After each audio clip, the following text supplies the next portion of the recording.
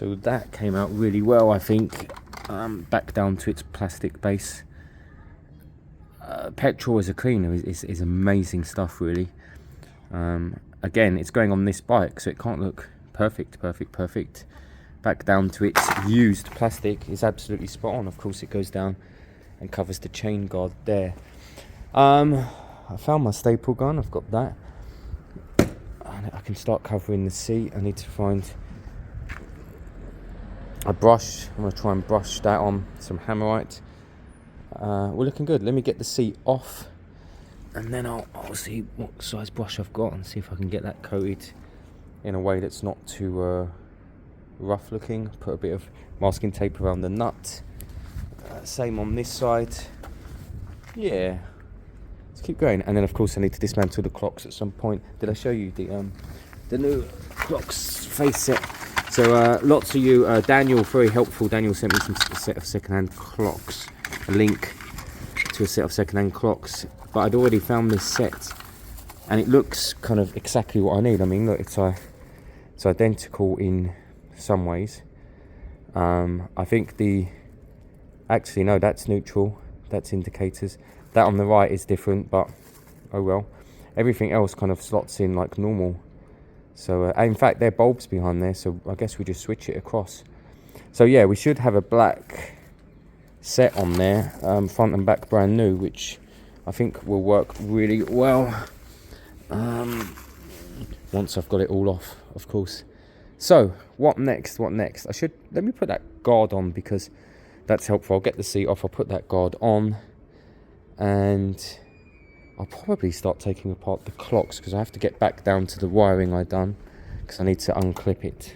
I can actually touch it, it'll fall apart. Look at that. Is it offline? No, it looks good. Me and Anthony here have just spent only 10 minutes. 10 minutes plus 4 hours No. recreating the clock set. You see the set we had, it was slightly different, needed a slight Oh my. It's okay. needed a slight bit of adapting, but actually when you use the parts that came with it, it did come together okay, and the old parts are pretty bad. I was tempted to use the chrome bezels, but the new ones clip on nicely. So so nice to see Anthony today. Anthony lives in Wales. I'll give you his exact address later. I'll put it on the screen. Yeah, he popped down a few times actually now. So nice. He actually builds bikes, and he builds them to a quality that I well, he says I can achieve, but I can't, or don't want to. So nice when he pops down. I've done hours today, and I haven't bottomed out, which is weird, but I should probably wrap up. I put a tiny bit of glue on the bezels there. The bezels were a bit weak. My fault, because I forced them on, and actually they were twist on. Completely my fault. Although, let's blame Anthony, because he's left now. So actually, I'm going to wrap up, chuck it all in, chuck it all away. Just started using my new Ryobi drill, which is great, desperately needed. I need to actually drill off all of the wheel nuts, 4 of the locking wheel nuts off my car soon. That's a bit of a pain, so that's why I bought that, and of course for here. But ultimately, it's getting there. Everything's coming back. The Hammerite's gone on nice. Everything's kind of coming together, really. There's not much left to do. So I'm going to chuck it all away. I'm going to go chill out for a couple of hours. But tomorrow I'll be back. I think Anthony will be back as well. And I'll do a few more bits. There's not really much left to do. I even have the old cable had snapped. You can tell it snapped because the top end's up here and there's no bottom end down there, and it's all gone weird and thingy. But I actually had one in there in the garage, so I actually even have a Speedo cable, so that new Speedo will even work. This project has felt like forever. It's really felt like a long time because of the training course I've been on, but it's really coming together, and I don't think we'll see it until the side panels are on and all of the side bits and stuff properly. The next day. Hi everyone, and welcome back to the channel. I had a really nice day with Anthony yesterday. Just me and him at the garage. The weather was like this. Honestly, really nice. In the evening, I was doing some gaming with Danny and Rabjab, because Rabjab is part of my life 24/7 nowadays, and who wouldn't want that? And then really late at night, I started covering my seats because the bike's looking close.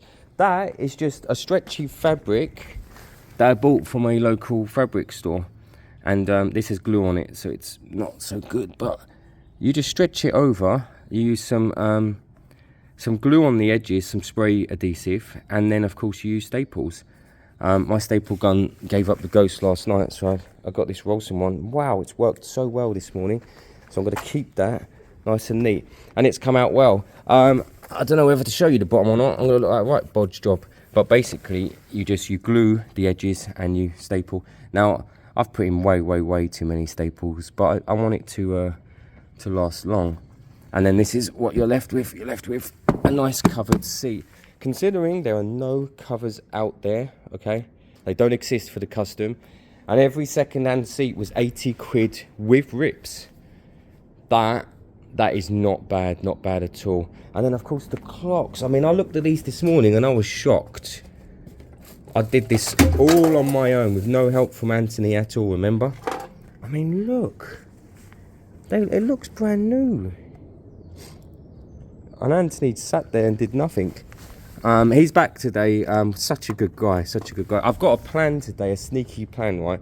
That guy's a bloody Honda specialist. He's done hundreds of Hondas, and I'm sitting here with a Honda. So my plan is, right, to pull it out. I'm going to leave it like here. I'm going to leave it in the sun. Okay, I'm going to get some bits next to it, get the tank out, yeah. And he's going to look and he's going to think, Charlie's busy on the Yamaha. I'm going to finish the Honda for him. That's the plan. Let's see. He might just Rabjab it, but I'm hoping not. That guy knows what he's doing. What I really do want today is for the CB200 to be put back together and for a test run, an actual test run. And I want Anthony to test run it because he does know him inside out, you know. And if he's here, wow, I'm going to use his expertise. Right, let's get the Yamaha outside. It's a long introduction. Wow, I mean, look. So neat, such a big difference. And of course we've got a cable now, so it will do a speedo. It will work. Let's get it out, let's nip it up. I actually need to get it advertised. I am skint, not just the rescuer channel, me, skint. So I need to sell it. It's going to go up for £1,000, no offers. Well, I'm in two minds. I can put it up for say 1,200 and wait for the offers. I can put it up for £1,000, no offers. Not sure. £1,000's plenty.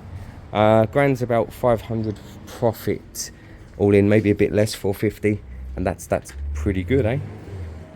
Sometimes when you do multiple projects, right, when you come back to them, you're kind of at square one. So I want to see where I am on the Benelli, because I'm hoping to get an MOT next week.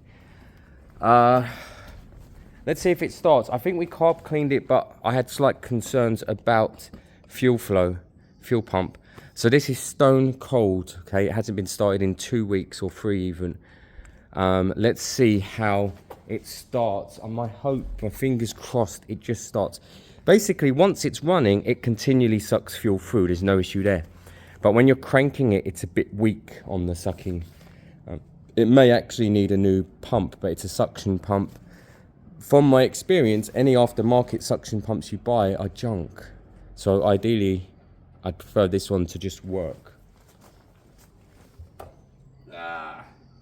Stone cold.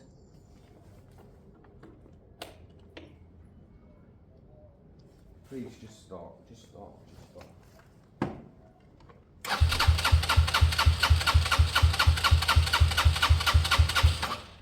See, we're on that thing. Takes a while to pump the fuel. I might just need to get a new fuel pump.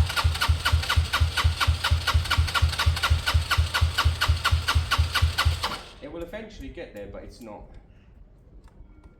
ideal, is it?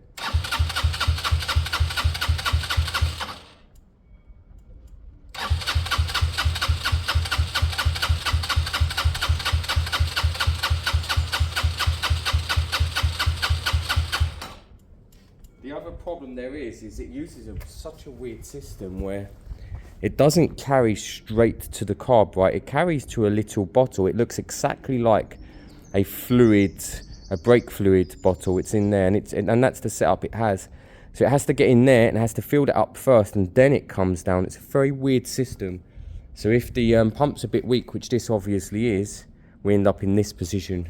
It will start in a minute and it'll run all day forever, but it's gonna annoy everyone and me. It can't be like that full time.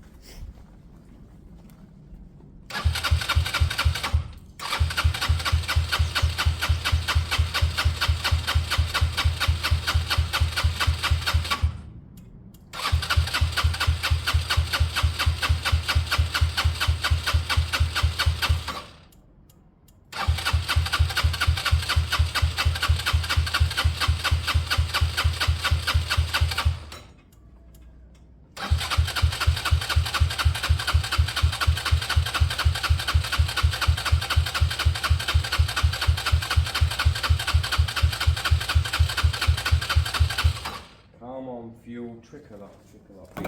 All right, the plan is this: we'll get the back end off again.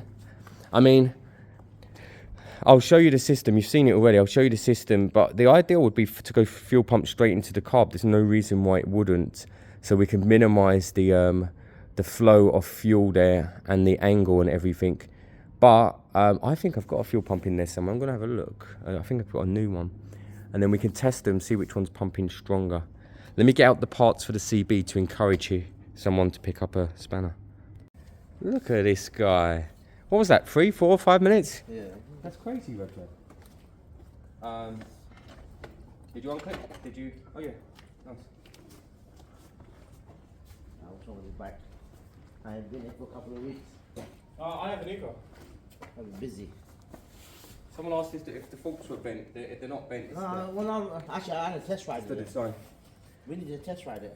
Let me show people what I'm talking about from this fuel pump. So look at this, right?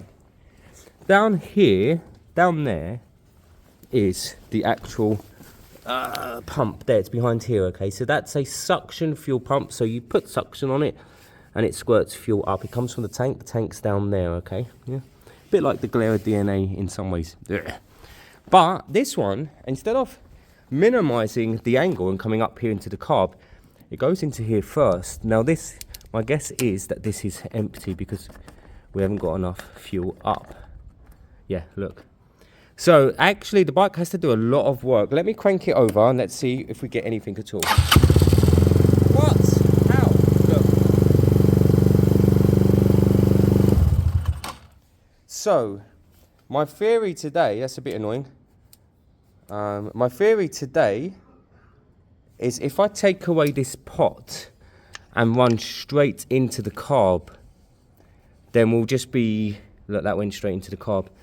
We'll be maximising the flow. I just think that by the time you have to fill this up, I just don't get this system. I've never seen it before. I'm going to keep it. I'll keep the pot.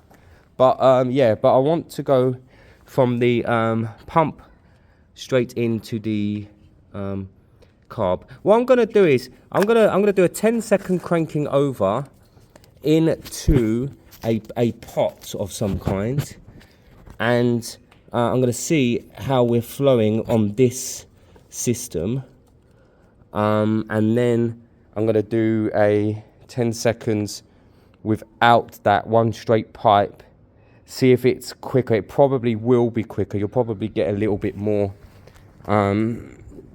So let's do a bit of a test. It's not exactly scientific, but will give us some idea of if we're restricting our own flow using that system. And that system, to be clear, is the system designed for the bike. I'm also sure I've got a spare fuel pump in there somewhere. I'm going to check